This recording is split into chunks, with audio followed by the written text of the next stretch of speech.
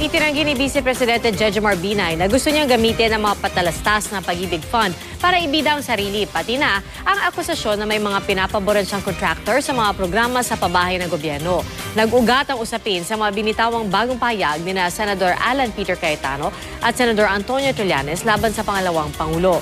Gitan dalawa, posible mapag-usapan ang mga bagong alegasyon na ito sa susunod na pagdinig ng Senado laban kay Binay.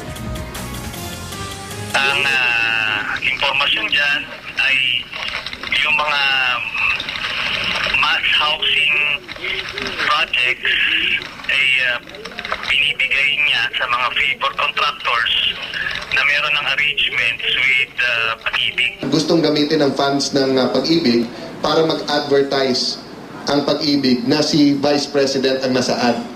Kasi gustong gamitin ang Pag-ibig sa politika. Pero ayon kay Binay, wala raw basehan ang mga alegasyon.